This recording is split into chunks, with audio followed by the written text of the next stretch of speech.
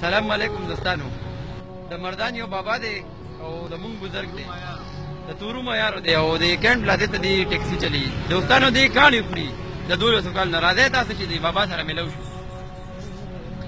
سلام علیکم بابا. وعلیکم السلام. بخیر راغلی مېلمنو. څنګه بابا ښه طبیعت دې ښه دی؟ ما اورېدلي چې ته د 1200 کال نه کاڼي خوري.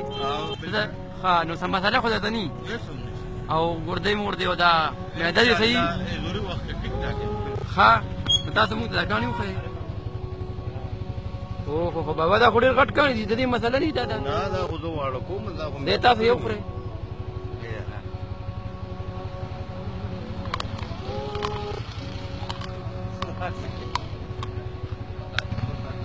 او دا ته ډیلي خورئ؟ څه لکه څه ټایم کې چې زړه وشي؟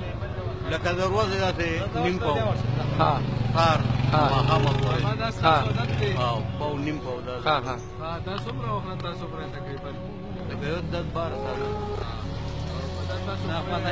نارواري هم پکې راوالدي هم خوري تقریبا 700 نشه ده لکه څنګه چې سګرټ څکي چرس څکي نسواره چې یا سړی چیز څکي دا زما هغه نشه ده چې دا زه وخورم نو زه سټ شم.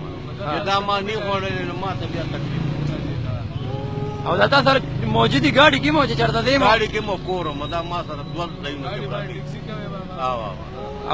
او دا کاڼي راوړی دا کم دی تاسو؟ دا د پانډو مانډو کې دا کمران چې کوم دي صفا صفا ځایونه هغې کې دا میلاوېږي دې ته پتکاڼ وایي. ښه او بیا یې ویندې؟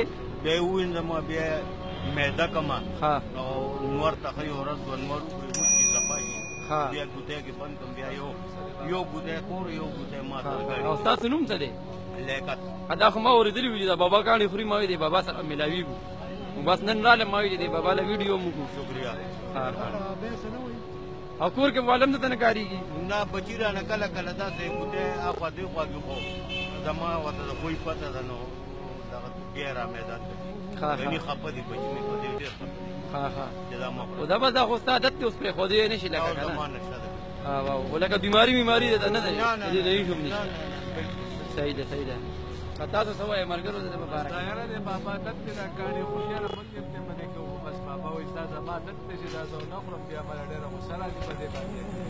بابا راځي دلته ټیکسي ویکسي چلي بس ولاړ یې موږ سره ګپ شپ لګي نو موږ وایو دا ګپ لګي به پریشان شو دا یې تاسو ولیدل او د ملګرو تاسو وایئ بھائی یاره دا موږ خو مشره ما خو دې منع کړو خو بیا یې پرې شور وواچولی نو بس الله دې صبر کړي. دا بس ټیک ده دوستانو.